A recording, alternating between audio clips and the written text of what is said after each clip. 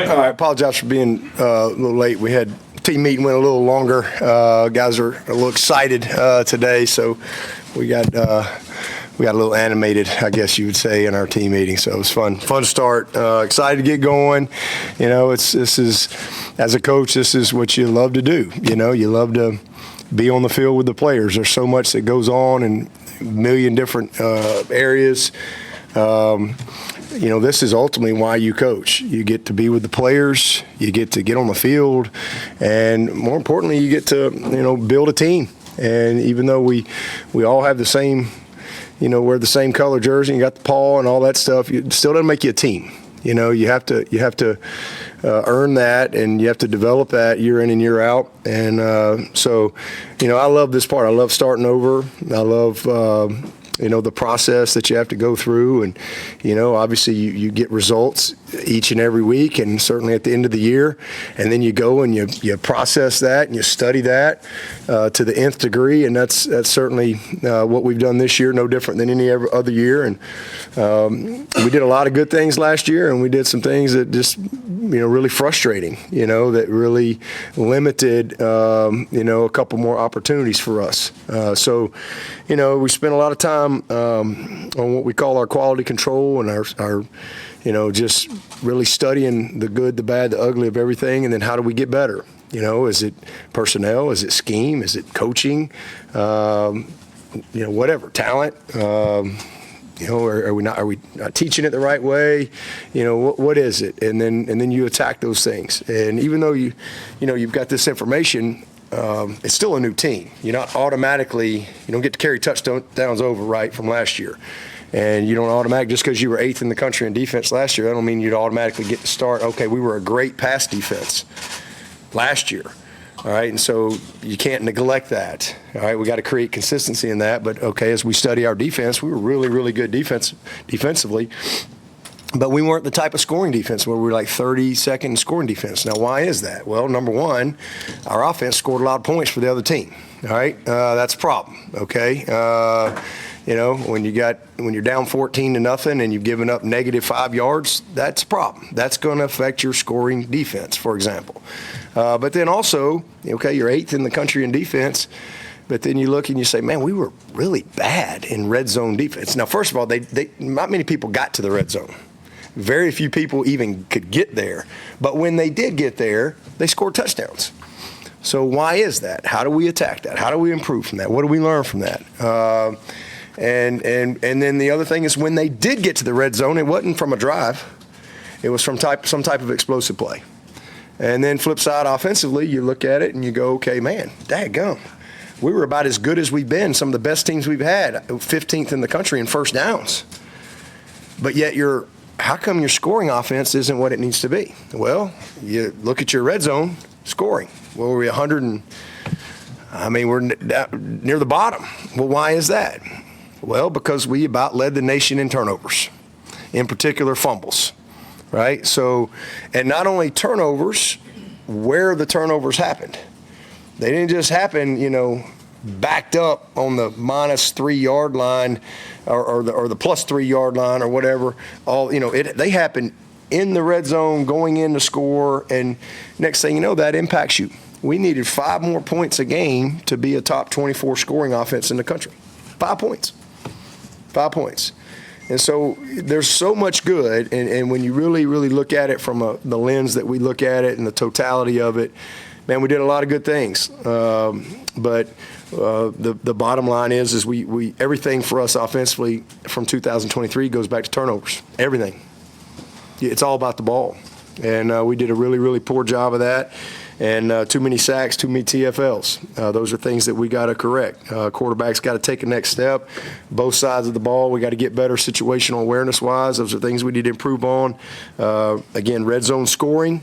We moved the ball, 15th in the country in first downs. But, you know, you got to finish in the red zone. And it was missed kicks, block kicks, turnovers, fumbles, you name it, all across the board. And that impacts you greatly. And so it's a very small margin for error, and but all things that we can correct for sure. And then another step in our passing game. And, from, I would say, explosive chemistry, if you will. Probably be the word I would say. And some of that is just availability. Some of that is just guys taking the next step, minimizing some of these disaster things that we dealt with. But all in all, it's been a good process to go through it. Special teams, when you look at it, no big shocker. Our biggest issues were field goal. And we've tried to, you had a young guy that wasn't ready, number one, but we've also gone and recruited. And we'll see how that translates. But we feel like we've got an opportunity to get better there. And then the other thing is punt return confidence. You look at Tyler Brown, he averaged almost 15 yards of return, but he lost his confidence, so we had to fire him. And, he wasn't ready for that. And, it was affecting him in other areas. We lost Antonio Williams. He's out. We lost Cole Turner. He's another punt returner for us. He's out all year. So all of a sudden we kind of lost some confidence in that area. Man, thankful for Hamp Green. He kind of bailed us out and saved us, down the stretch and just possessing the ball because we ended up muffing 2 kicks. Had 2 turnovers, and those are critical. I mean, that's field position, that affects your scoring, all those things. So, a lot of area for improvement. The other thing, special teams, was penalties, too many penalties that we had. And then, as you saw in the game, in the bowl game, we were really fortunate to win that game. We studied it. If you give up a special teams touchdown, you got like a 31% chance to win. So we open up the second half. We got 2 quarters to play. So it probably that 31%. That's probably based on a game, right? So I'd say we probably had about a 15% chance to win at that point. But we won. It's hard to overcome those things. And the biggest thing there, when you look at the kickoff coverage stuff, is we led the nation in kickoff touchbacks. I mean, we were elite, and that's a double-edged sword. Sometimes guys, all of a sudden, they just take it for granted, right? Crying wolf, right? And then all of a sudden the wolf shows up, and you ain't ready. And, that's kind of the case in that last game. So you got to just create that mindset and that mentality that you got to cover every kick like it's coming out with the right technique, the right speed zone, bully zone, hat and hand, everything, and how you leverage the football. So a lot of stuff that we went through that I feel really good about as a staff and as a team as we go attack 2024. And I love how the guys have worked. They've been a very focused group. Leadership has been good. Guys have been very attentive in our meetings and what we've been trying to do, mat drills, et cetera. So just ready to get out on the field and get started. From an injury standpoint, long-term guys that you guys know that are doing well and working their way back. Sherrod Koval is a scholarship player that, as y'all know, tore his ACL back in November. He's doing great. He's doing really, really well. He's, I would say, ahead of schedule is what they tell me. So, he'll be ready to go by the time we get to the season. Jalen Lucas had the right hip surgery in December. He's doing well, but he'll be out in the spring. Walker Parks, another guy that y'all all know, a starter. He's doing really well. Our hope for him is to hopefully get some type of individual start. Maybe it might be the latter part of spring or whatever, but to really get him into some indie type of stuff and get him back, just moving around from that standpoint. But he's tracking in a good spot. And then Watson Young, another young scholarship player that had torn his ACL, and so he hopefully will be ready to go once we get to the season. Other long-term, Armand Mason, he's got a stress fracture, so he'll be out for spring. He's a guy that, again, I hate it for him. Super excited about his opportunity, and got hurt in camp last year, and I really hate that for him. Has battled back from that, and now he's got a little bit of a stress fracture, so he'll be out this spring, but should be ready to go by the time we get to the season. Tyler Brown, had the foot surgery. He's doing great. Not ready to go full go yet, but tracking in a good direction, and we do anticipate him getting some type of work at some point this spring. Same thing with Corey and Gibson.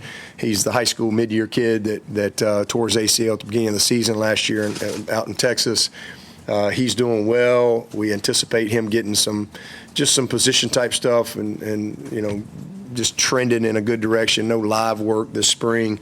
Jay Haynes, he's coming back from a hamstring, not anything long term, but he'll be back at some point. Noble Johnson's going to be out. Obviously, y'all know about his situation. He'll be out for the spring.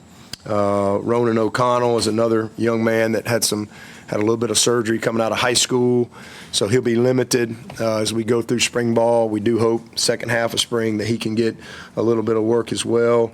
And Brandon Strozier is another guy who had surgery that's back in November that's trending in the right direction too. So those guys should all get back at some point. Vic Burley, Ronan Hannafin, a couple of those guys are working their way back in as well. Some guys that had some surgery at some point, either during the season or postseason. But other than that, we'll have most everybody out there and ready to go. And then obviously we had a couple of issues within the team, with Capehart and Noble, two incredibly disappointing situations. But two good kids, two learning opportunities from both of them. Those things.